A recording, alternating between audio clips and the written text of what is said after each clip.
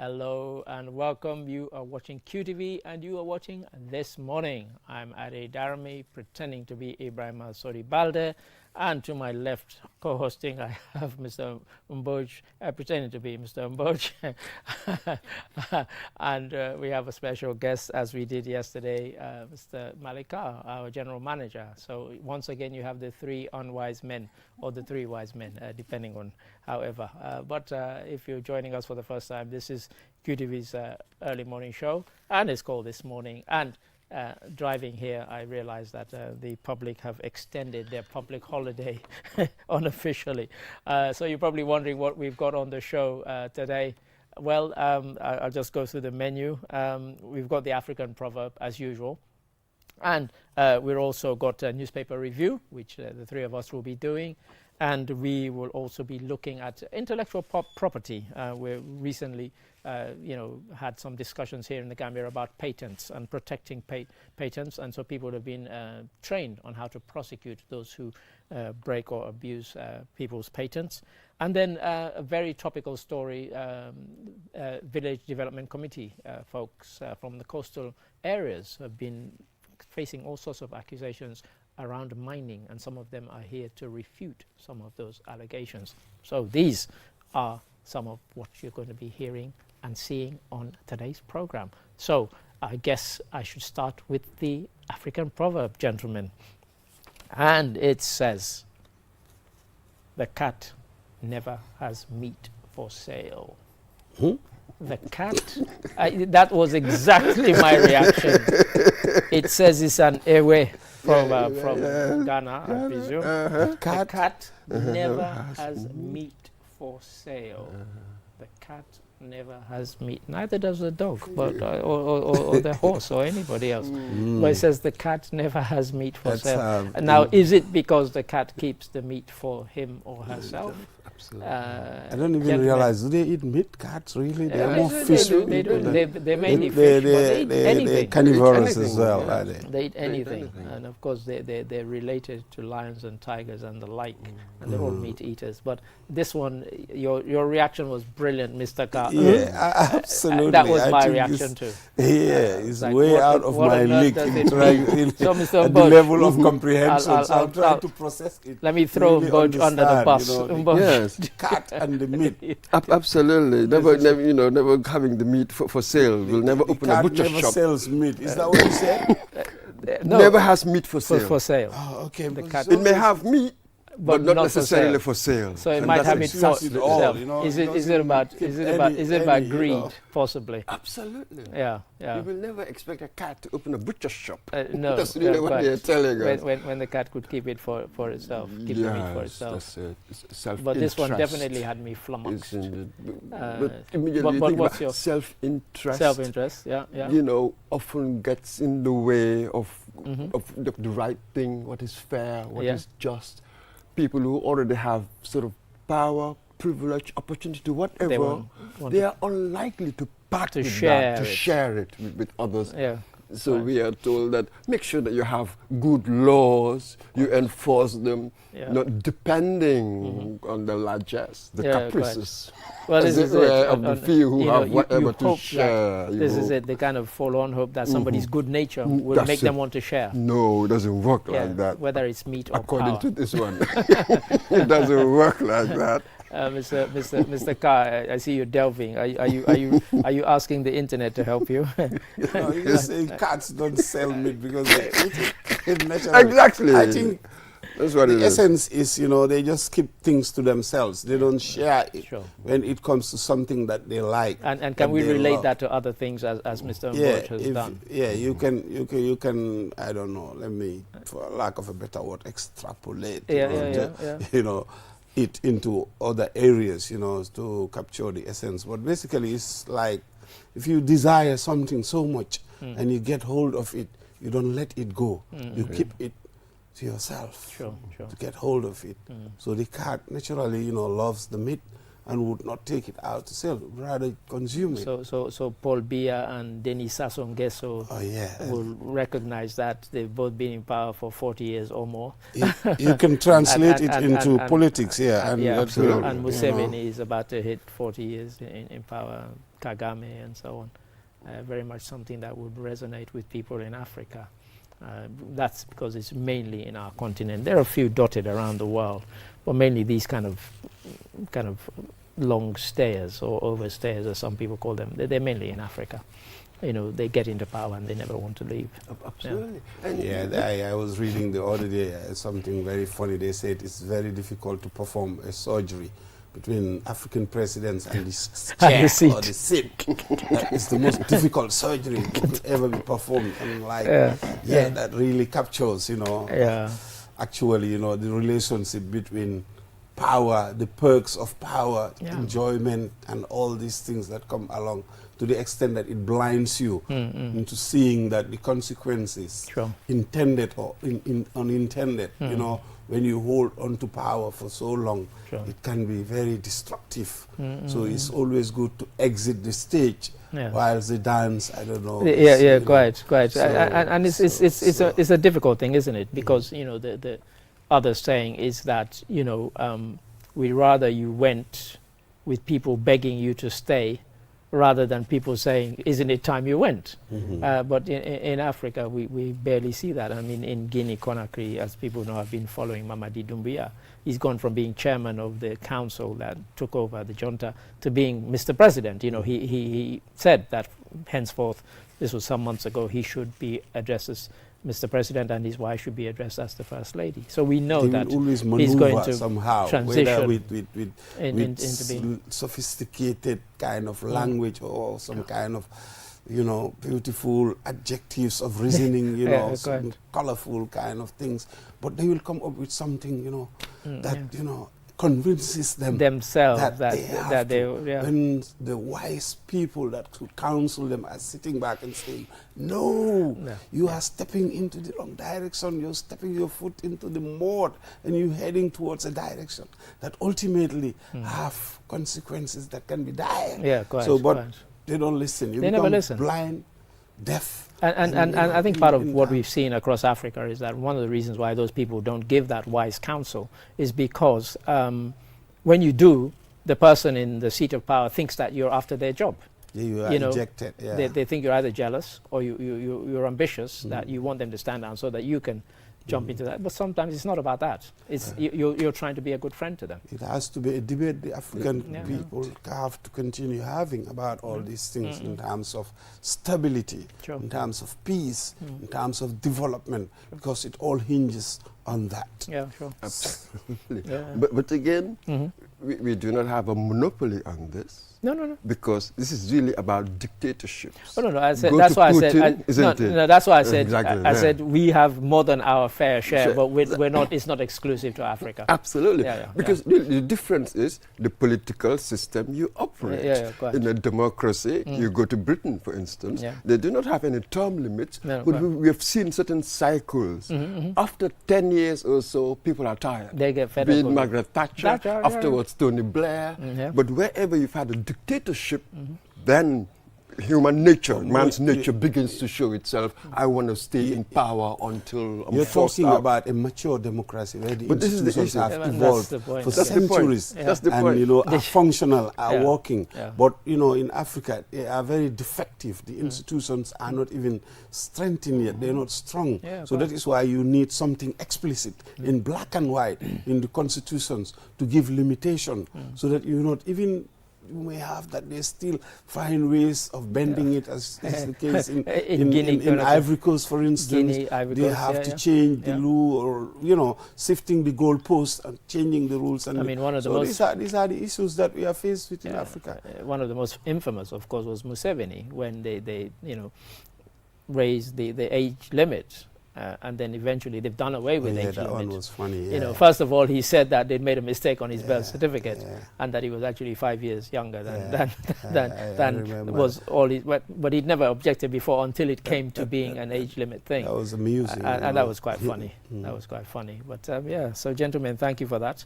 I think at this point we'll take a break, and after the commercial break, we'll delve into what the newspapers have to say. Join us after this break. QMoney is back again with its easy-to-use, secure and convenient mobile app that allows you to carry out all your transactions. No matter where you are or what time it is, you can always access your funds. With the new QMoney app, you can cash in and out, buy credit, buy QPower, shop, make payments, and so much more. You can also send QMoney, pay bills, receive international remittances, and transfer cash to others. Just download the app from your Play Store or App Store and get started. For more information, call customer care on 133.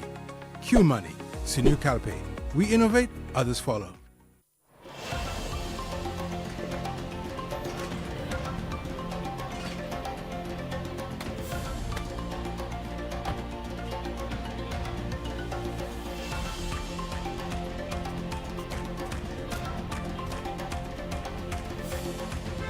Oryx Gas, the energy that brings us together.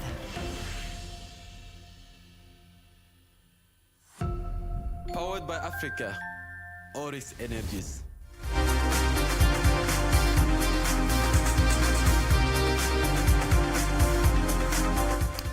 Hello and welcome back. You're watching This Morning here on QTV. I'm Adi Darami, and you're joining us now. You've missed our attempt to explain the African proverb, and I'll just say what it was. It was "the cat never has meat for sale," and I tell you, it really did exercise our brains. But now it's time for the newspaper reviews, gentlemen, and viewers also. So if you allow me, I'll start with the Standard.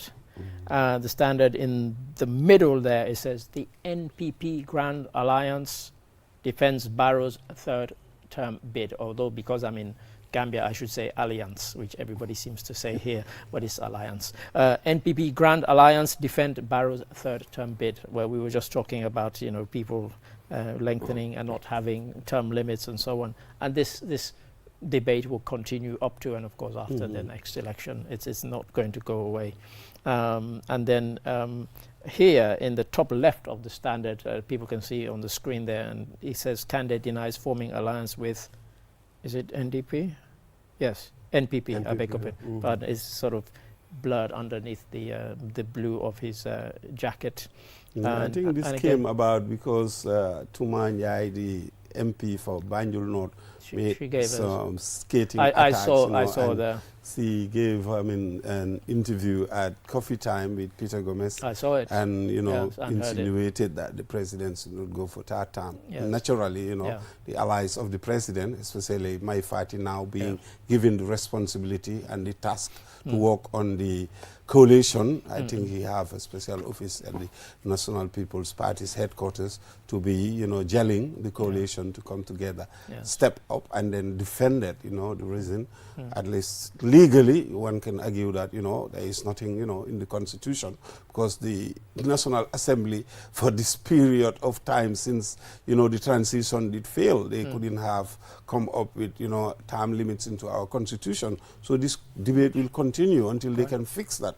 I think it's really down to them that they have failed us, even whereas we couldn't have had a new Constitution as, proposed by some politicians, that amendments could have been ongoing in the old Constitution until we were able to have a new Constitution and address the issues of the entrenched clauses. But that did not happen. So it all goes back to the issue of the Constitution as to why. Yeah, and interestingly, I mean, she said very interesting things. She asked not for her face not to be shown in the what was uploaded on social media, but she had some interesting things to say. She said that if Barrow loved the country, he would stand down. But gentlemen, I mean, what I find curious is that both Jammeh and Barrow are having this thrown at them, but Jawara, who is held up as this paragon of democracy, he was there for 30 years. So in 60 years we've only had president. And it's just what we said. It's a legal issue. Yeah, of course. And the constitutionality and unconstitutionality of the issue. The Constitution have not addressed that. Yep. We had hoped that at the beginning of the transition, this would have been addressed. One of the things. But we into almost a decade of the transition, and the National Assembly primarily are responsible, whatever you say, in terms of the changes that could have happened in the Constitution. But I think the boat left, and now we are still here debating about term limits, the rights and wrongs and responsibilities. Hell, there is the Constitution is there, and that is the law of the land. That's right. So, Mboch. Grand Alliance. Yes. What is the Grand Alliance? I think that's really hyperbole. Yeah. Maybe if somebody had said NPP, UDP, you know what I mean? That would be a Grand Alliance. It's just so you have all these parties that are just so-called parties in name only, nominal parties. Never won anything in the ward elections. Maybe Hamad Bar not bad. But let's take, for instance, my party, you mentioned his name earlier, Gambia Moral Congress. I think that in the wards, there are 120 wards. I think they won only one.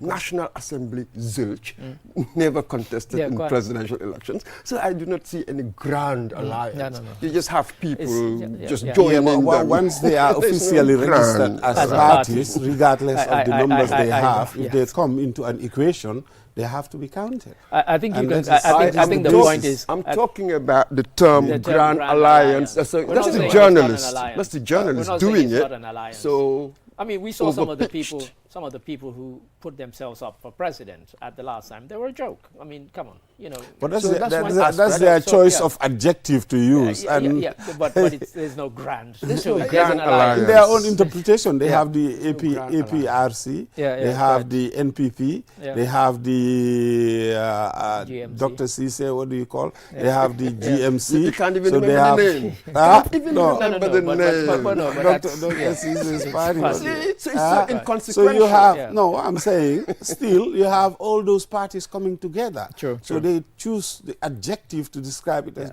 grand. Also the opposition, if they come together and then forge an alliance of many other parties, they can also start using it super grand alliance or whatever. Exactly. That would be their choice. I was going to say. The other point that was also mentioned, you said it's a legal issue, granted, but also a political one. You mean about the constitutionality? The constitutionality of it and all of that. Obviously, there's no denying that. We do not have any term limit. For me, even in principle, I don't like term limits. I think that should be left to the market. People will decide that if they want to vote for you three times. And, you know, at the risk of boring the viewers, I mean, I've said it 100 times on here that it wasn't term limits that got rid of Yahya Jammeh. It was the ballot box. It was the ballot box, exactly. That is the ultimate term limit, or the term limiter, is the ballot box. If you don't want somebody, vote them out. Simple. Yeah, that's why I started with a mature democracy, mature institution, mature electorate, where you have the electorate becoming is very rustic and incapable of understanding certain sophisticated issues. They could easily be won through other means of like incentives, inducements, and sway them into a direction. But that is why. And sometimes it comes down to we mentioned in a different context rather self-interest. But when our reporters went on the Meet the People tour, first thing they came back was how impressed they were with all these villages that had never had electricity, that now had electricity. Oh, yeah. And when they spoke to those people, they were putting all the thanks to the president. Absolutely. Absolutely. So for them... So some tangible results that can drive them into... So it's not even anything particularly sophisticated. I guess you're right. They've got electricity which you've never had. So if there are results, people can love you and still vote for you. So this issue about term limits, like Mo alluded to, that he's not a fan. I'm a big fan, especially in our context, African context, where, people can manipulate and change a lot of things. You have to put in safeguards. But for him, he believes that it is left to the people, the sovereignty of the people, to determine as to, whether you should be elected or not. That is another argument. Yeah, and ECOWAS, of course, tried very, very, I thought it was a foolish thing where they tried to insist that every ECOWAS member state had to have term limits. But like everything else that they've tried, or like not everything, many other things that they've tried to impose, there just hasn't been the buy-in from the member states. that this is a good. So you wonder who thought it was a good idea. Yeah, if many I think ECOWAS, they left their mandate once they swayed away from the economic community, because that was the foundation, the basis upon which that community was established. And they drilled into other areas, and then that created this, situation where nothing seems to be happening, and then is fracturing and falling apart. Yeah. I mean, even the basic thing of the kind of free movement of people, goods, and services, that should have been something that would kind of tie in with the monetary name. union as well. Exactly, the monetary union, things that would have tied in with the name, the economic community. Exactly. Even that they haven't gotten right, and yet they're trying to get other things right. So because of that, they go into the political domain. That is a very tricky area. Very difficult to manage, and that is why these people are and in case anybody thinks we're bashing ECOWAS, we're not necessarily bashing them, but I have to say that, when you consider that ECOWAS is celebrating, 50 years of its existence, we did invite them on here, but they weren't keen on coming, and so maybe when they hear this, they'll now want to come in. But I was quite surprised that they didn't want to come and talk about what they've achieved in those 50 years. So, yeah. So anyway, another headline, interesting one, before we go on to another newspaper, still on the Standard. It says police arrest driver of a car that killed unidentified pedestrian at Senegambia. I hadn't heard of this incident until now. I must, I hope that young man is identified by now, because his photo is all over social media, and it's very visible. I saw it yesterday. It's rather unfortunate. It just shows reckless driving, and also pedestrians not being extremely vigilant and careful the way they cross the road. So the combination of these things leads to some fatalistic, accidents that are needless sometimes.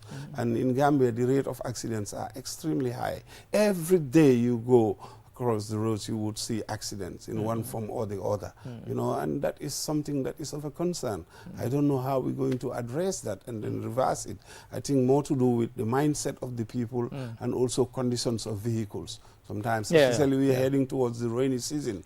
Sometimes you drive in the night, and we've been talking about this for many times. You see vehicles without headlamps, especially the big, huge trucks. I see them, I'm like, this is crazy. How could they be on the road?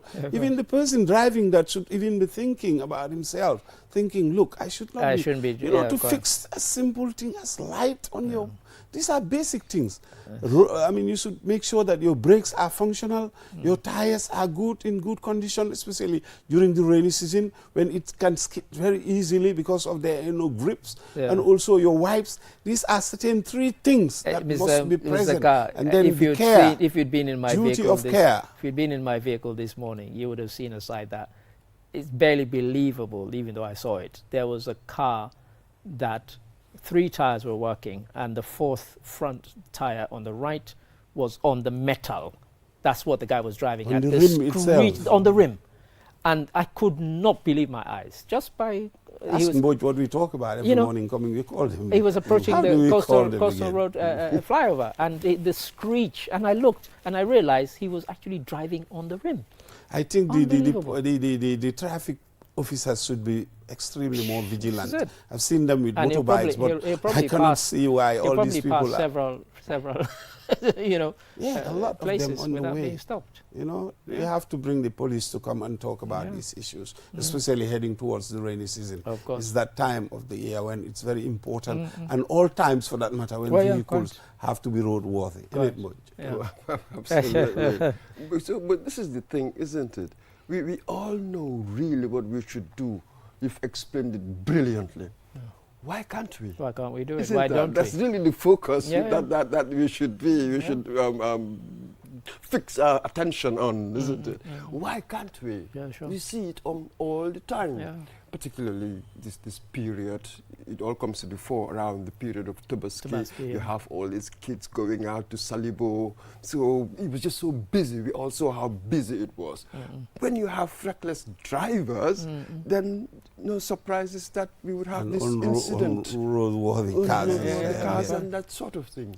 So once you know what you ought to do, for God's sake, let's do it. Otherwise, we'll be talking about this every day. Attitude as well. You know, driving is not the mechanical aspect of moving A to B. The attitude of the driver matters, and it counts a lot. Time. I mean, giving care and attention to other people is very important. But people are so much in a haste, rushing all the time. You would see a very short distance, somebody's trying to take some maneuvers, overtaking, and it's like, where are you going? You know, what is the rush? Yeah. You know, and then you end up having somebody end up dying or some property and yesterday destroyed. I did something that I don't normally do, but when I was driving home, there was a guy who was driving behind me, and his lights were on full beam, so it's kind of blinding me in the rear view mirror. Have that as well. So I pulled over and let him overtake me, and then I drove behind him, and then I put mine on full beam behind him. And then he slowed down. And then when I caught up with him, I said, "You're an idiot." I said, "You don't drive with full beam." I said, "You're blinding me." And even the drivers coming in the opposite direction, you could hear them honking at me. Because he was blinding those them. People more. Blinding them. Yeah. You know, and you know, then he switched, you know, from, but why were you driving full beam? We should have a television program on road safety, traffic, driving. I think we have to invite them to structure something. Honestly. So that people, you know, in terms of attitude, in terms of, because we have to really emphasize on the attitudinal aspect of You're it driving as well. along Bertil Harding, which has lights all along. So you don't even need, you could even, as some of them do, drive without lights, you know, let alone put your lights on full beam, and you're blinding everybody, the drivers in front of you and the drivers coming in the opposite direction. Definitely. Total madness. It's typical thoughtlessness. Yeah, quite. So let's switch quickly to the Point newspaper. And what I kind of hinted at the beginning, Gambians speak on life after Tobaski. Those who've gone into debt to get to Ram and buy new clothes and shoes and so on are probably regretting it now. But also, as I said, driving to work this morning, you see how empty the roads still are, because people still seem to be in a kind of festive mood. They're not in the mood to go back to work. After Tobaski, just sold around, because, you know, the importance of it is to see the kids happy, to see the beam, the smiles on their faces. I think that's worth $1 million. And that is what parents try to meet, to satisfy. It's not normally about the parents themselves, but it's about their children, the family, the attire they wear, the things, you know, the smell, the different type of dresses. These things are worth $1 million, and that's what we live for. We live for to make sure that our kids are happy, they enjoy. So even if that puts you in a situation that is very difficult, sometimes it's understandable. Just that smile that you put on the face of the child when they're wearing that beautiful new attire, and then you see them, you cannot compensate that for anything in terms of monetary value or anything. Quite. And so much must have gone to, he got some boys that, you know, how are your boys? Absolutely, you do that. But there's a but. There's always a but. I must do things according to what I can afford. I understand the social pressure and all of that, but I think it will be a good life lesson for the kids to realize that do what you can afford. Happiness doesn't really depend on how expensive this or expensive that. It's not, it doesn't work like that. Happiness is about being content with what you have.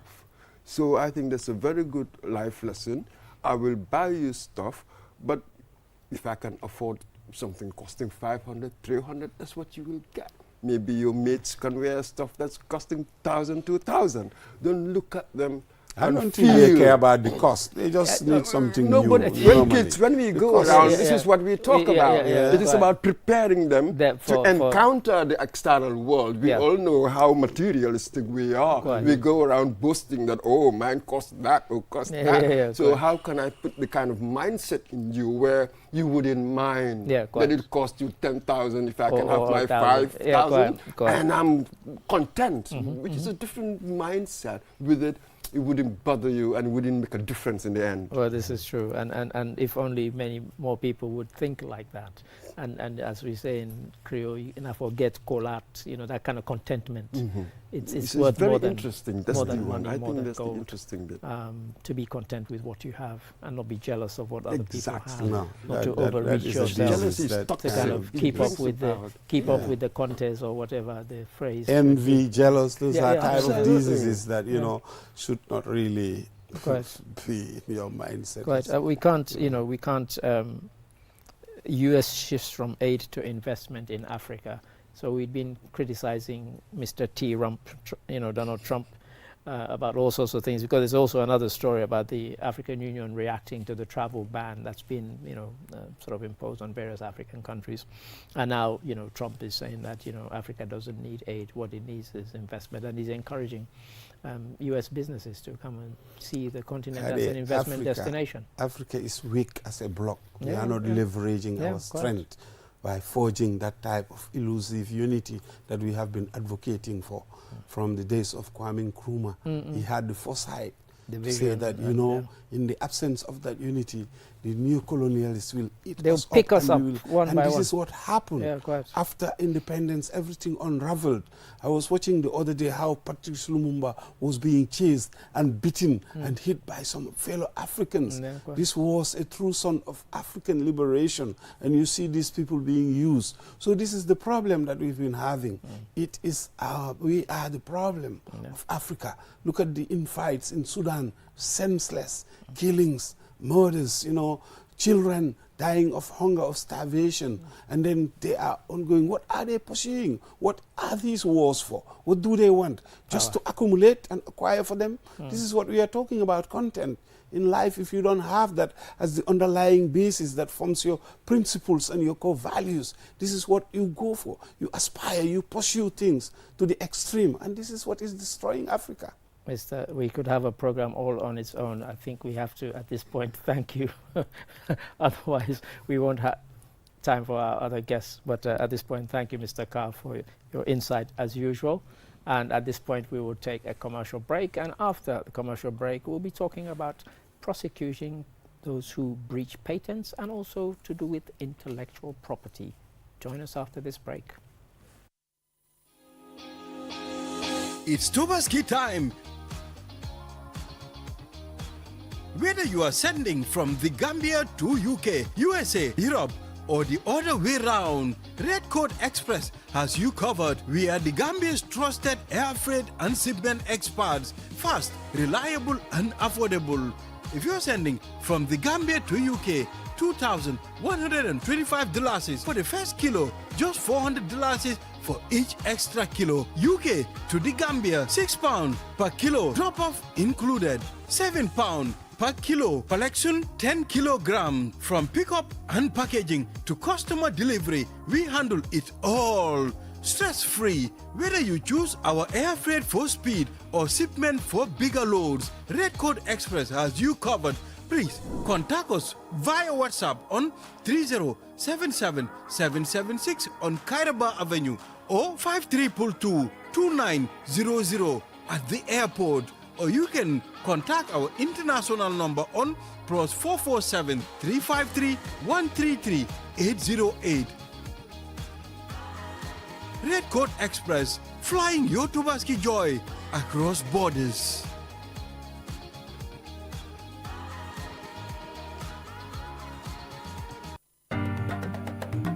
Kiusel moy suñu boss. Kiusel moy suñu boss. Kiusel moy suñu boss. Soro. Go, ebe dawa full network suda tili. Kiusel. Ni lafta diamla wati jamala mune diata. Kiusel. Most reliable network dumala geta wati. Kiusel. Wo quality man nyon soda jam. Ona manke Kiusel. Hanibe wulo ni farole kono walante be bako na jala fayola network ko se taria. Kiusel suñu boss. Ñu fi njëkk indi 3G ñu dellu taxi 4G plus and now we bring you 5G. 5G. First and only 5G provider. Itella follow adi doron nesa keno. Gambia bela nyon tawo fele Qcell. Ko fasunta buka busi Qcell. Itella molti milka kukutol nati Gambia. Qcell meta lori la kilianol yele imanyina amanda wala itella ka quality dila dadi ma itelle silo wala wodol mume be keno ma. Qcell sunyu boss. Qcell sunyu boss. Qcell sunyu boss. Qcell sunyu boss. Connection of Bambandi Qcell sunyu boss. Qcell most innovative Qcell sunyu boss.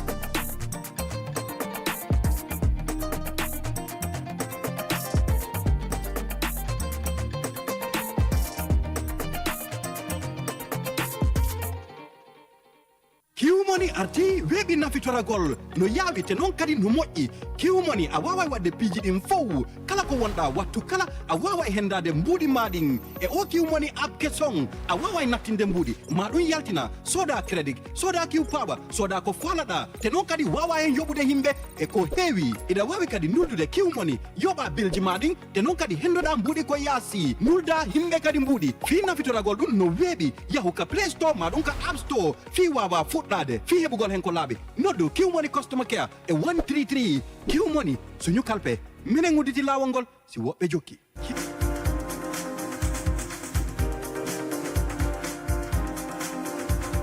Hello and welcome back. You're still watching, if you were with us before, you're still watching This Morning here on QTV, and I'm Ade Darami, in case my face looks unfamiliar, and next to me I have Mamadou Mbodj co-hosting, so thank you for being with us. And in the next segment, I've really been looking forward to this. Why? Well, it's to do with patents and intellectual property, particularly protecting intellectual property. So what's intellectual property? Well, you might write a song, you might write a book, you might draw piece of art, and that is something that's come from up here. And how do you protect it? Well, recently we've had a session where people have been trained in how to prosecute, and I have two gentlemen here looking very, very dapper. I have Bakari Koli, Intellectual Property Officer at the Ministry of Justice. Good morning and welcome to the program. Good morning, sir. Thank you very much for the invitation. Thank you. And also next to him I have Aliu Jabang, who is a Senior Legal Clerk at the Ministry of Justice. Gentlemen, welcome to the program. Thank you for having us. Bakari, I kind of gave a brief thing, but if you could just tell our viewers about the recent training that went on and why it was deemed necessary for there to be such training.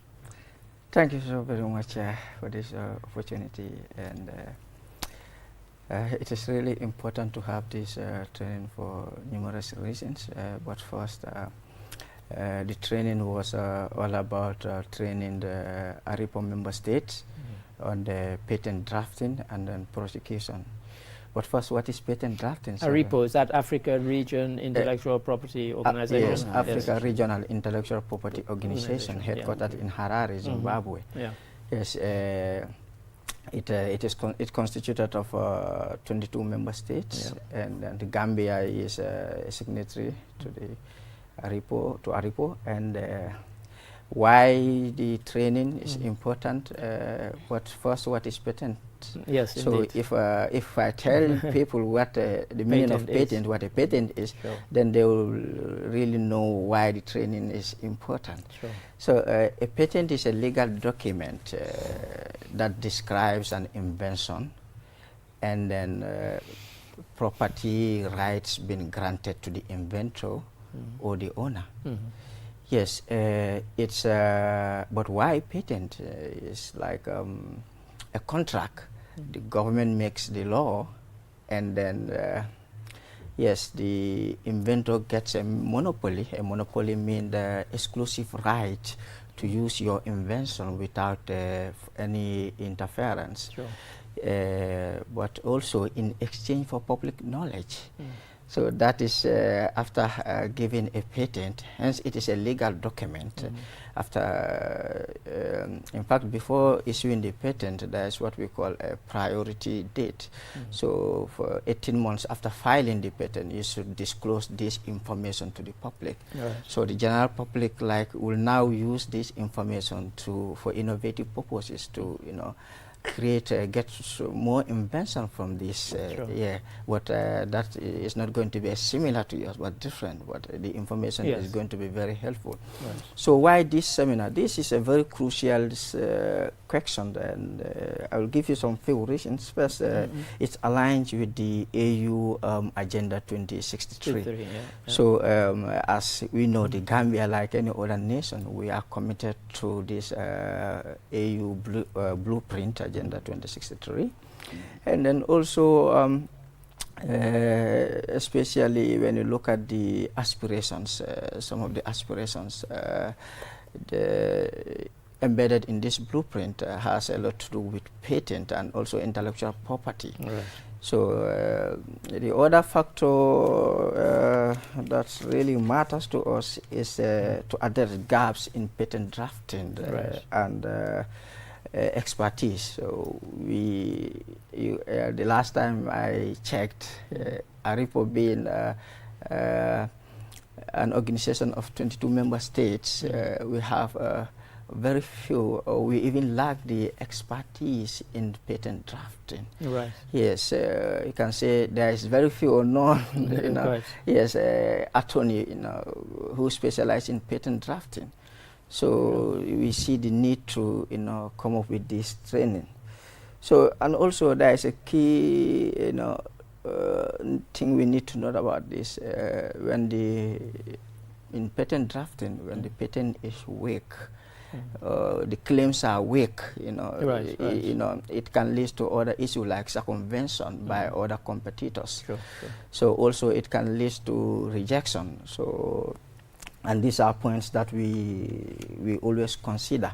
So the last point I'm going to talk about is Africa's marginal global patent, you know, contribution, because despite us having about 1.4 billion, a population of 1.4 billion people, you know, we only contributed less than 1% of the patent, global patent filing. Yeah, quite. So that number is quite insignificant, looking at the untapped innovation and talent we have in Africa. Sure. So one of the major factors behind this is the poor quality of patent claiming, which result to, you know, lack of the expertise to, you know, draft quality patent. So most of these patents don't even see the end of the day, you know, when they are sent internationally. Right. So can I bring in Mr. Jabang here? Yes, Ali Jabang, Senior Legal Clerk, Ministry of Justice. Now we're talking about drafting of patents. Yes. But for the public or for those who are creatively minded, how much sensitization or education has there been about people to say that if you have something that is your intellectual property, you should go and get it patented, so that somebody doesn't steal your idea, use your idea, claim it as their own. How much training has there been amongst, you know, spreading the word? Because when we featured this story, some people contacted us and said, I didn't even know we had such a thing here. Exactly. So it you know, that's not scientific, just 3 or 4 people contacted us, admittedly, but at least it was a few. So I just wondered, you know, how much sensitization has there been? Okay, so that's a very good question. Again, our office is doing well when it comes to sensitizing the general public about patents or trademark or intellectual property in general. So I probably will give a brief description or maybe a brief introduction about because there's office. a particular question I want to ask, but I'll let you. So our office is under the purview of the Ministry of Justice, right? So it is headed by the Registrar General, and the office is in Banjul. Right. So basically, last year we had the sensitization approach we've been taking is like going to innovators, like going to our stakeholder partners, that is the recently named USET. Okay. Right? These are technical schools. We also been visiting TVET schools. Now, of recent, we had a program. Yeah, exactly. That's where of recent, we had a program that we recently concluded at Fandema. These are young girls that are into TVET and technical aspect of innovation. So we went there to actually do a sensitization. In fact, we had a program that was organized by WIPO, that's the World Intellectual Property Organization in Geneva. We had a program called the TICS program. This is a Technology Innovation Support Center. We had it with these young girls that are into innovation, sensitizing them. I mean, of recent, we've been sensitizing across policymakers, but we deem it necessary to go out and reach out to the grassroots. Well, I'm glad to hear that, because in fact you kind of touched on the point I was going to make, is that we have lots of young people who, you know, they invent things like apps and so on. And, you know, how do you register the app that you've designed so that somebody else doesn't then take it and claim it as their own? As theirs, but, you know, so are you reaching out to those young people who are busy designing apps so in this kind of electronic age that we're in? Thank you. So again, another program or another approach of sensitization we used was to train young Gambians that are into, these are small and medium-sized enterprises, these SMEs. I mean, we had about 50 that we trained that are going to be trained the training approach that we use, right? We use this approach, and then now these young ones are now spreading the words, because looking at the number, because for Gambia we have like 0 patents registered, right? But there's a registration called a utility model. And this is why this is because patents, there are criteria. It has to pass before it is passed to be a patent. So if it doesn't pass it, you have what we call a utility model. So this approach now Gambians are now utilizing. I mean, some young innovators are coming up with this thing, because we are seeing the number that are coming. So this was all because of the SMEs we've trained about IP, intellectual property. And these are about 50, and all of them probably have registered all their intellectual property and in terms of branding. So of course from there we had a young lady too who came up with an invention and actually had up about IP and going for the protection. And by doing that, she became the first female to register a utility model in the Gambia. And that was a very good one. Yes, thank you. Yes. Yes. You know, in education they talk about learning outcomes. Yes. Here we're going to talk about policy outcomes, the tangibles. Yes. For how long have we had? We've got an IP law. Yeah. Isn't it? I think apparently we've got Industrial Property Act 2007. Isn't it? Until now. Yes. How many Gambian patents? I'll still say patent. Yes. The English. I'm still following the old way, not patent. How many Gambian patents have been successfully filed and commercialized to date? So unfortunately, we have Isn't zero. it? We need to know what is the exactly. outcome of all these policies, the workshops, whatever we do. What has been the outcome of these things? Yes. So that's a very, very good question, because you know, it raises eyebrows, you know, when we are doing all these things, and then unfortunately we are not able to register any patents. So as my colleague rightly said, patents have certain criteria. And one important thing also, not even at the side of the inventors, but at our side as a ministry, do we have the capacity to examine patents? So patents, in fact, this is why, as I said during my introductory remarks, that ARIPO has 22 member states, but there is no one single attorney who is specialized in patent drafting. And then some of these countries are more advanced than the Gambia. But now with this training, we are now able to, you know, train especially some of our attorneys.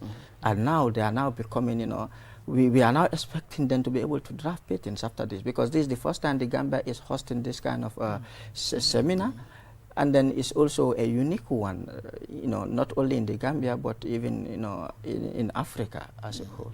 So is it a case that once this training has been developed and people have been taught how to draft patents, you then roll it out across the 22 member states, because it's obviously is lacking.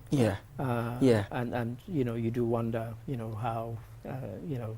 Exactly. And you know, most of the time we focus on patent examination. Right. How to examine patents, but how to draft it. Now, if a patent is the claim, a claim gives you the scope of protection. What are you protecting? So if the claim is vague, is ambiguous, and then if it is poorly drafted, then how can the examiner examine? Because the moment that you send it for examination, it will be thrown away immediately. So then it has to start from this point before we are able to even examine. But we are training examiners, but not even patent drafters, and these are attorneys. So this is why we requested for this training.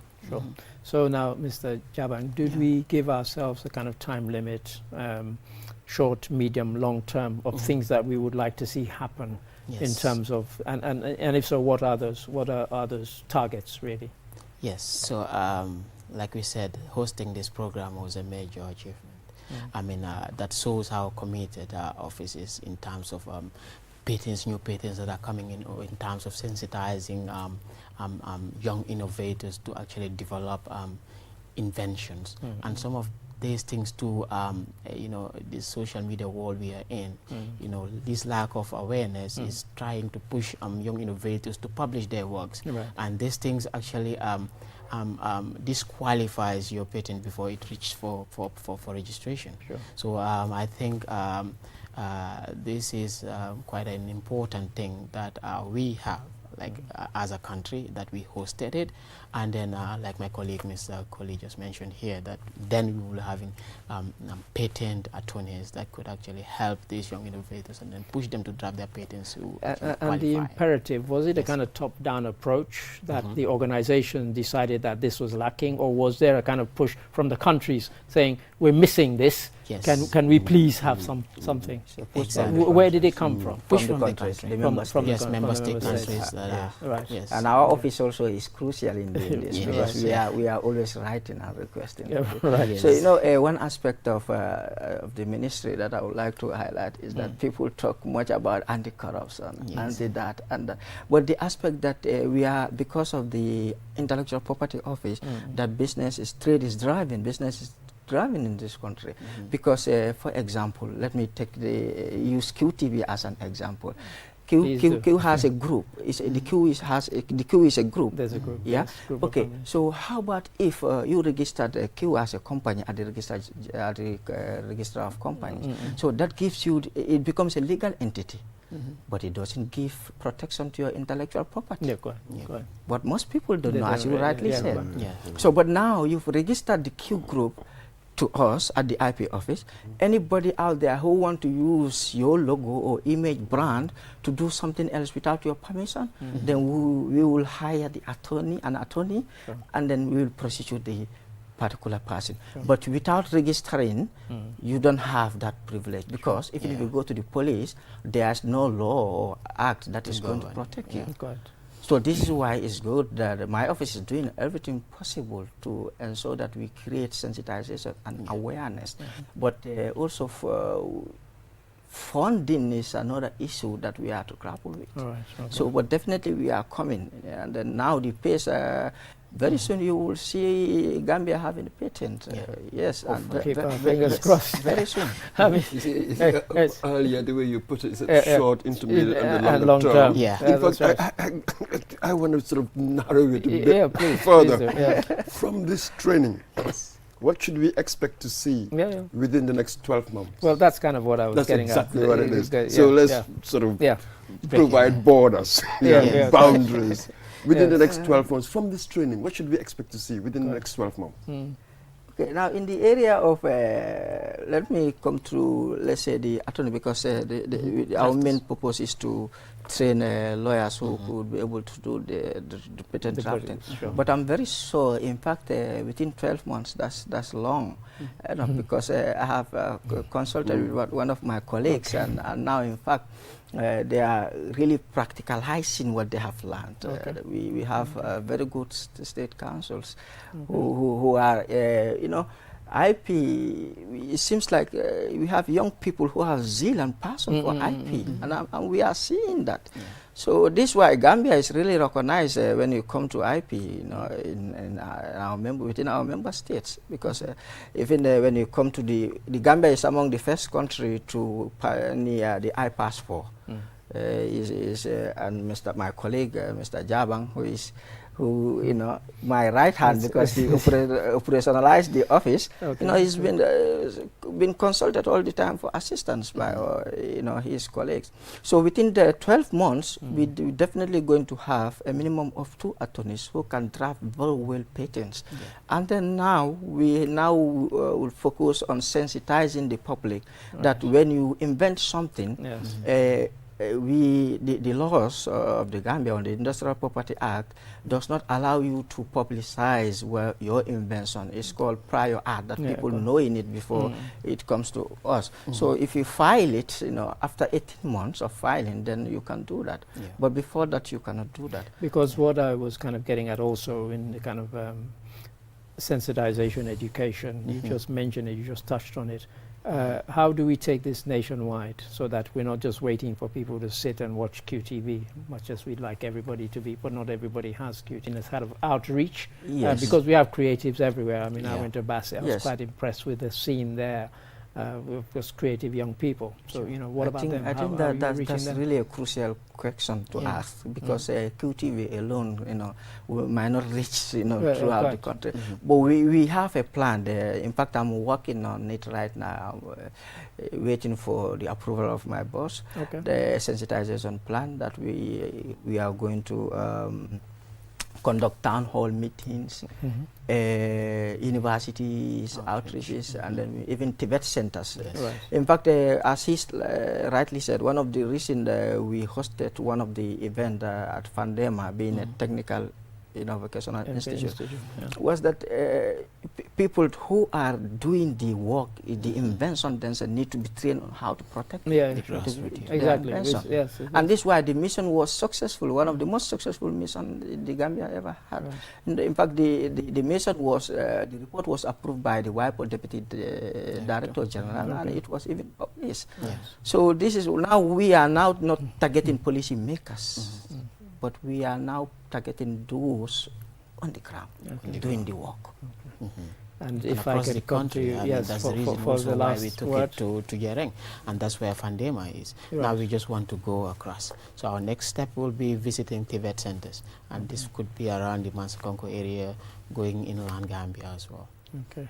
Any questions, Mr. Ngwe, before I wrap up? I think when I asked you the question, you committed yourself to one concrete thing, I was going to say the two attorneys. So we'll be back. This is on record. This is on record. No problem. So we will bring you and those two attorneys. Definitely. And in fact, I don't mind bringing those two attorneys to you. Because my office, we are committed to excellence. Indeed. We deliver. Okay. Yes, we don't have time to rest when it comes to national matters. We want to make sure that it is executed and accordingly. Thank you. I think that's a brilliant note to end on. So Bakari Koli, Intellectual Property Officer at the Ministry of Justice, and Ali Jabang, Senior Legal Clerk at the Ministry of Justice. Gentlemen, thank you for very, very insightful things. At this point, we'll take another commercial break, and after the break, I mentioned VDCs at the top of the program. We'll be speaking to some people from village development committees. Join us after the break. QMoney is back again with its easy-to-use, secure and convenient mobile app that allows you to carry out all your transactions. No matter where you are or what time it is, you can always access your funds. With the new QMoney app, you can cash in and out, buy credit, buy QPower, shop, make payments, and so much more. You can also send QMoney, pay bills, receive international remittances, and transfer cash to others. Just download the app from your Play Store or App Store and get started. For more information, call customer care on 133. QMoney, Sinu Kalpe. We innovate, others follow.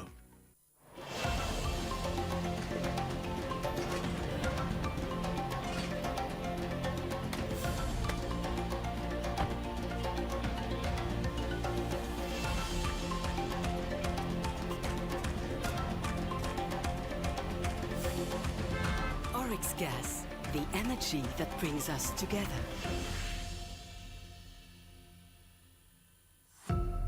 Powered by Africa, Oryx Energies. QCell mooy suñu boss. QCell mooy suñu boss. QCell mooy suñu boss. Soro go ebe dawa full network suda tili QCell ni lafta diamla wati jamala mune diata QCell most reliable network jumala keta wati QCell wo quality man nyon soda jam ona manke QCell hanibe wulo ni farole kono walante be bako na jala fayola network ko se taria QCell suñu boss ñofi njeka indi 3G ñu delu taxi 4G plus and now we bring you 5G 5G first and only 5G provider suñu boss itela follow adi doron nesa keno Gambia bela nyon tawo fele QCell ko fasun tawo buka busi QCell itela molti milka kukutol nati Gambia QCell meda lori la kilianol yele imanyina amanda wala itela ka quality dila dadi ma itele silo wala wodol mume be kenoma QCell suñu boss QCell suñu boss QCell suñu boss QCell suñu boss connection be bambandi QCell suñu boss QCell most innovative QCell suñu boss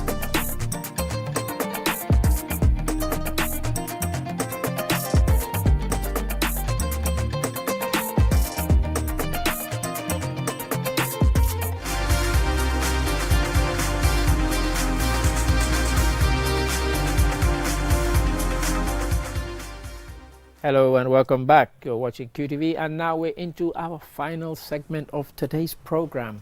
And at the top of the program, I mentioned that we will be speaking to some folks from village development committees based on some recent broadcasts and matters that have appeared in the newspapers. But before we delve into that, we'll just take a look at this clip. And after this clip, which will tell you what you need to know, we'll come back and we'll talk to the two gentlemen who are here. So have a look at the clip now. What are some of the challenges that the Gambia Environmental Alliance have been confronted with? Most especially, just as I said, sometimes you go to these communities, most especially we have a complaint we made to the government. So maybe government see that they are going to the communities to talk to them. Few people come out to show banners that we are in support of this. It's major challenge that we are faced with. So sometimes it's really challenging, but it is also making things very difficult, because like when it goes into the communities too, most especially in most of these villages, what we came to understand is that the VDCs, that is the village development committees, will be working directly with these companies on the mining or any other activities that we believe are not doing right on that end. So it's sometimes very challenging that those people, probably maybe the pocket money that they're collecting from those people will make them back, or maybe stand to defend those mining companies anyhow they feel like. So that is something that is also creating maybe dispute among those people in the communities too, that some people will in the community will come up to say the mining companies are destroying our land, but still the VDCs will stand to say what they are doing is right. Just recently, yesterday, we have seen on the newspaper that a community leader making certain statement that they are in support of the mining, and also all what the investigative report was containing is lies and all that. So sometimes it's really challenging. Now, you're not seeing things that was broadcast on the 28th of May here on QTV. And here I have to respond. I have Abdullah Gay, Village Development Committee Chairman of Sanyang. I mentioned him off camera that I'm building in Sanyang, so he's my VDC chairman. And next to him I have Mohamed Silla, and is it Batakunko? And you are also, is the deputy? VDC chairman of Batakunko. Gentlemen, welcome to the program. Now you heard there, and as I said, there's been a lot of comments on social media and otherwise, and you particularly wanted to respond to what was said there, particularly the bit about receiving pocket money from the mining. That's the thing that seemed to upset you. So, Mr. Gay, if I could come to you first, what is your response to that? Thank you very much, Adi. Thank you also for hosting me today in this morning program. Pleasure. I think we made several response in different platforms concerning about this allegation. What the gentleman says, I think the most important thing in this aspect is GEA, if they want very, very authentic information concerning about these mining issues or mining companies, first what they're supposed to do is to meet with VDCs. Sure. VDCs, that's our responsibility in the community. As the entering point to any development or any information any media groups want from that particular community. Which is why we have you here. GEA, we have never met GEA. This is Gambia Environmental Alliance. Yes. We have never met with them. We have never discussed with them. VDCs within the coast, we form an association. Right. We call Coastal Villages VDC Care Persons Association. Okay. Myself, I'm the PRO, and then Mr. Silla is the secretary, and then Chornanjai, the chairman of Tujerem VDC, who's supposed to be here, but unfortunately, the TV can host only two. We don't have space for three. Okay. Yeah, that's right. He's the chairman. Right. So by extension saying that we are collecting something from those mining companies, and that's why we are in support of whatever they are doing within our community, which is very serious. It's a serious allegation. In my community, or from Batokunku to Tujereng, Sanyang, we have only one mining company, that is Gach. Right.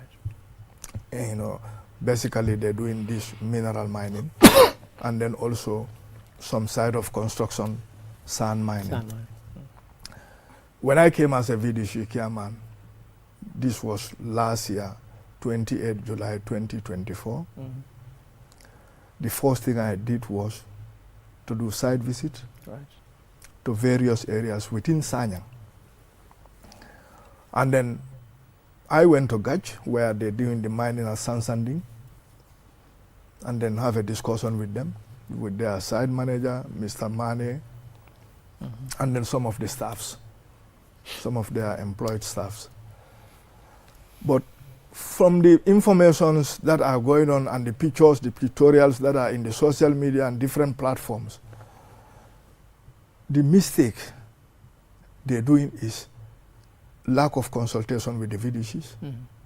Mining have been ongoing within those coastal villages since the 1950s. And then there is no mining company, starting from GML Gambia Mineral Limited, Kanaji, Jincon, Unity Mining, even the former president himself. None of them have fulfilled their mission or have fulfilled the agreement with geology or with the various communities. That is, after mining, restoring the place. And one of the most serious things is, I was listening to the local government commission. It stated there, before geology or the ministry will issue a license to any of these mining company, there's a collateral security you have to deposit in the bank. And then after mining, failure to fulfill the terms and conditions, that have to be forfeited and then give it back to the community, to restore that particular area. That's right. Has that ever happened? No. Right. And then also, we take this very seriously with the issue of Gach that are doing the mining within these coastal villages. We don't even want to have that relationship with them. Our responsibility is to monitor them and then make sure they are doing a responsive mining within the coastal villages. And then which they are doing. None of the, to clear that point also that we are receiving something, this is false. None of the care persons within this association is receiving something from Gach, neither from Buakar Jawara personally. Because by doing that, it means we are tied in our neck. Yeah, quite. Could I bring in Mr. Silla, Mohamed Silla, Batokunku? What is the situation in your community? Okay. VDC chair. First of all, I would like what I said. Like he said, like my colleague did mention that what Gach have done in the coastal villages, structures and some other developments are self-evident. If you want them, you can access them at any time. And in previous mining company that he have mentioned here, you cannot pinpoint any structure or development done by those mining companies. And up to date, we are living with their hazardous activities in our communities. But in response to the guy, I made this in other social media comments that I made, and then I stand this. We've given him 14 days to provide a payroll that's Gach paid us, or any other favor that we are gaining from Gach, because we are credible leaders in our society. As young as I am, I'm leading in a community. We have which contain intellectuals, many people and others. So now, directly saying this in public, which are untrue, you are telling people that who you expect your guy is not like that. He's this, and that's a lie. I always say this, both activists, journalism, and any other thing. If you have the platform to have the opportunity and build the nation, let's look at the positive aspect of it. Let's look at the problems. How can we solve those problems? This gentle guy, the PRO of GA, what he mentioned, those are not problems to me. Because like he mentioned, we are working directly with Gach. If we had a report with Gach every time on our communities, and then we are conducting AGMs as our mandate as VDC chairs or committee. And VDC, not the chairmen, are the ones spearheading the committee's activities. We have executives. We are working formations that we are working with. Some of the activities, I personally will not be there, My other executive responsible are the ones being there. So now, if it comes like this, and then did mention this, one, me, I am very, very straightforward person. Within 14 days, this guy has to make two options. One, make a public declaration that he lied, or prove it in court that God is paying us. And this is a very, very serious public declaration that I made on Star TV, and I'm repeating it here. Because this, we can take it. And personally, I'm a young Gambian who have, but I will not sit in this media and said something, but I am less than 27 years. If Barakungu could make me a VDC chairman, that's a story behind that. Sure. So that's for sure. I will not go and say that here, but we have done so much in our communities, and we are doing so much today in our communities. We are doing serious developments with these companies that the government cannot or did not have the opportunity to extend those hands with us. Could I ask a question directly to you, and then Mr. What has been the reaction within the community to the allegations? What have people in the community said to you, and also to you, Mr. K? Have they responded in the way that you? No, actually, to me, because from the situation, because they know you in the community. Yeah, actually, they do not respond. None of them say anything to me regarding this. We had a meeting. I did mention it there, but none of them because they know me personally, and then they know what I did. But you know, this is in the air. And then it's very, very hurtful to me personally. The day I showed it, saw the information, the news, like the whole entire day, like I go through a lot. You know, we sacrifice a lot in our communities.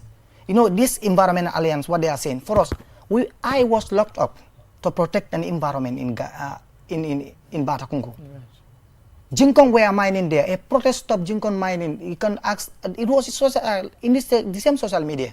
I was the ringleader of that protest to make sure if Batakungu cannot get what it's supposed to get from the company, to replicate or moderate those problems that the company have done in our community. Our roads are like our roads. No, it's very serious. I know. Mr. Humboldt, come in. Yes, but first, he didn't specifically mention anybody, just said some VDCs are doing this. They've been quite vague in that, isn't it? That's one point. Secondly, in your interview with Star TV, you said that you've got a good relationship with Gach whenever and wherever, you know, you needed to meet them, you know, you would meet them and you have a good relationship. What is the nature of that relationship? Okay. Do you have a community benefits agreement? Yes. Informal agreements? What are they? Okay, well, like regarding to that comment, I would start with what you said. Gach is mining in these three communities as of now. If it is not Sanyang, Batakunku, then Tujareng. If he mentioned these three villages, then he has to pinpoint one of them. And he pluralized the statement. Some, absolutely. Just wasn't specific enough. And the second is that the relationship with Gach, for Batakunku as a community, like I said, so mining companies are there. We will call them when there's a problem. We would invite them, but they will not come. But Gach, even if you don't write to them, you call them, they will come onto our doorstep. So Gach, we have community engagement in anything. We have memorandum of understanding. We have letters. Do you understand? We address letters to them when there's a situation ongoing. Even if you go to their site mining and then see something that we are not comfortable with, we write a report, send that report. They will either send a team to come and synthesize why they do this kind of things, or regulate it or solve the problem that we are trying to claim there. Do you understand? So that's the relationship that we had with Gach. Nobody has ever seen me with Gach anywhere apart from me and our executives in our communities. Do you understand? I have no other personal relationship with them. When this relationship, I'm talking at the village level because I'm representing a community. So like since Gach come in the Batakungu, you've never had any quarrel between Batakungu and a Gach as a mining company. So this is a good relationship because we are all going with the documents that we had. Batakungu school football field was fenced by Gach. And then we are building we are commencing building a health center in Batakungu. And Gach is the one building that structure. And then we have built so many structures that guys have provided with Batakongo. And Batakongo is gaining something from those structures because we believe that mining is an activity that can come and go at any time. But now we can build structures within the community that can generate funds for the community to do future development or sustain the developments that they have already in. Because development is fundamental in any society, but it's also very expensive to maintain it. And then you need to be sensitive and aware of that. Even I am not the VDC chairman by then, but have provided an opportunity for incoming VDC chairmans to also gather funds and have finance to develop their future plans and development that they want to do. But because right now I'm lucky, I have the access. Currently, our case is in police, and then everybody knows that.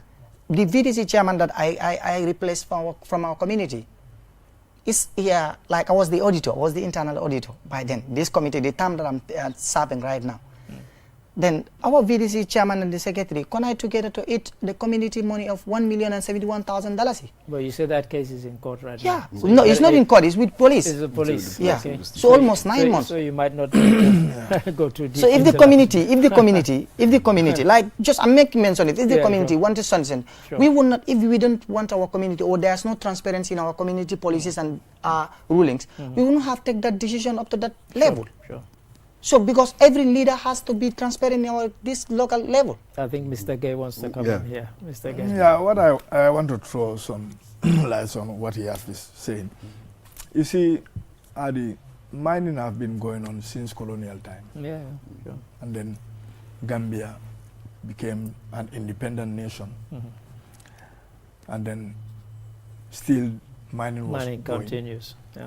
With different mining companies, Jincon, Unity Mining, the president himself. And then during those times, we have National Environment Agency, we have Geology, we have GEA, Gambia Environmental Alliance. Where were they? We don't have a single report. During those days, the destruction that was going on within those coastal villages.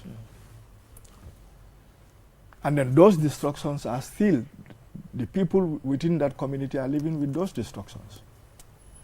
Those are our farmlands, our mothers and our sisters, our wives, they are guarded, which they cannot use as of now. And then there was no single report to challenge, said, this is what Jincon have done, this is what Unity Mining have done, this is what so-so company have done. When God came, with these three communities, Batokunku, Tujereng, and then Sanyang, we found that Gaj is the only mining company since from 1950 up to date that is fulfilling their responsibility, doing their corporate social responsibility. Even not only these three villages. You go to Katong, there is no mining going on in Katong, but Gaj, they're investing in Katong. You go to Gunjur, the same thing. They're investing in Gunjur. You go to my community, from 28 July last year up to date, they invest more than millions in Sanyang. The newly inaugurated waiting seat at the hospital, they spend more than $942,000. 300 solar street lights. Right now we are embarking on feeder road rehabilitation. We signed a contract with one company, Hips Logistics and Construction, 250 trip of gravel, and then it's all been funded by Gachi. Okay. But despite even doing that, it is our responsibility to monitor Gachi, what they are doing on the ground. Make sure that they do it responsibly and then in a professional manner. So Mr. Silla mentioned that the relationship includes you contact them, they respond. That's he's talking about Batokunko. Is that the same in Sanyang? The same in Sanyang. Okay. That shows when President Jammeh was mining in Sanyang, then Keba Boja was the VDC chairman.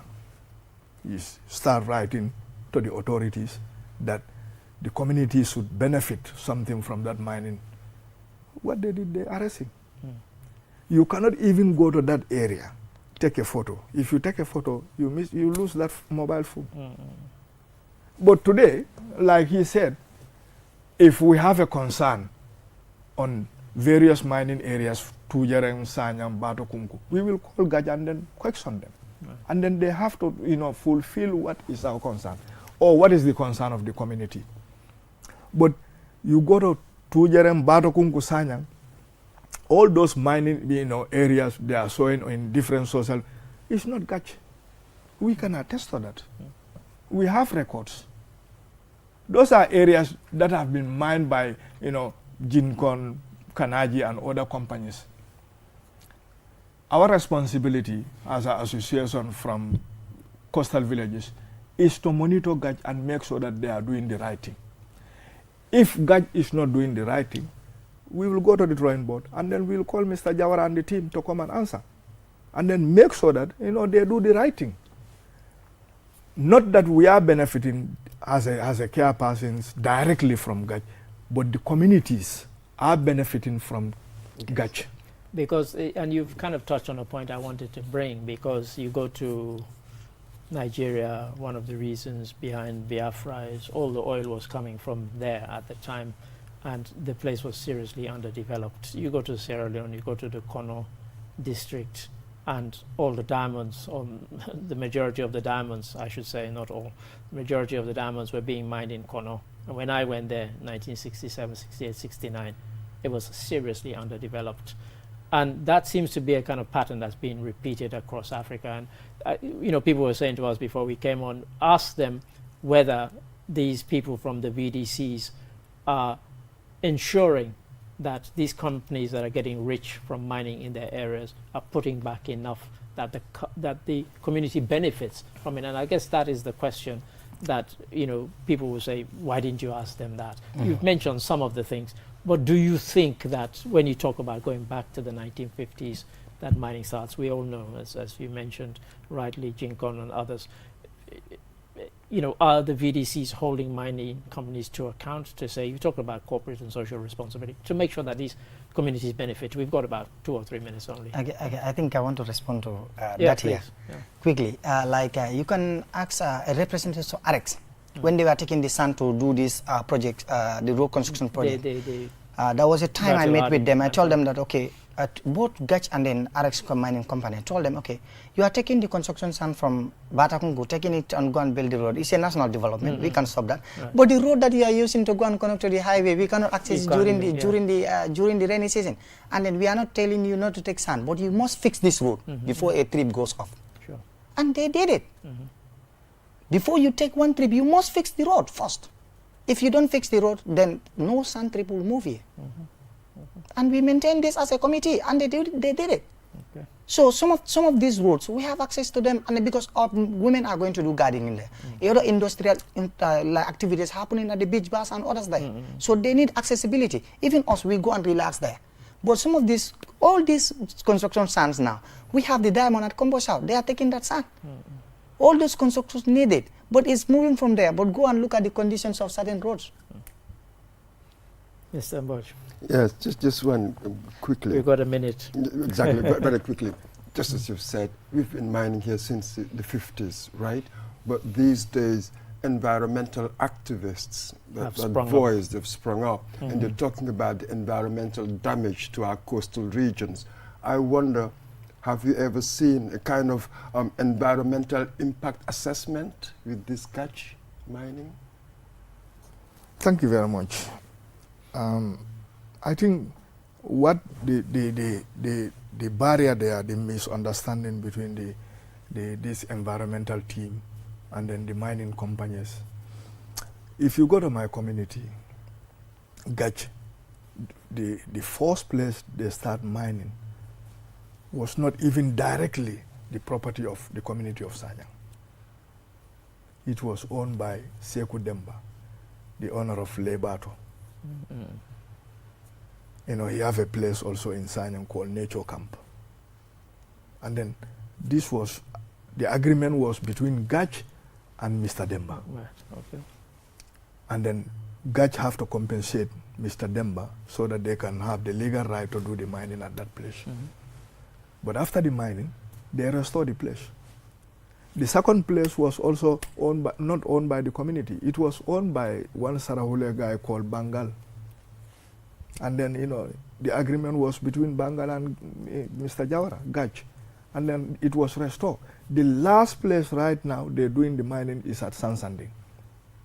We have 20 seconds. It's at Sansanding.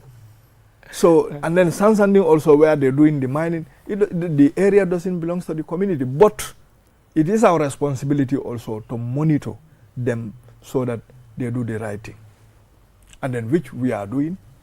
You know, some weeks ago, I had a meeting with them. I went to the ground. I have to stop some of the trucks. Simple reason, the agreement between GACH and the VDC is any truck that is going out with a SAN should put a sticker on the glass.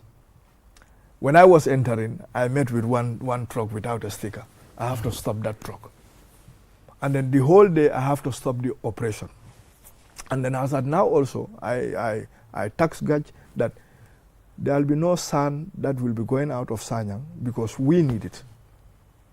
You know, there are a lot of developments going within the community. And then also we are embarking on this road rehabilitation. And then it's exchange of sand. I think we have to end it there, gentlemen. It was a nice Mr. dance Abdullah Gay and Mohammed Silla from Batokunku and you know, Abdullah Gay from Sanyang. Thank you, gentlemen. I think you've clarified many things. And to you, the viewers, join us again tomorrow for another edition of This Morning. Until then, goodbye.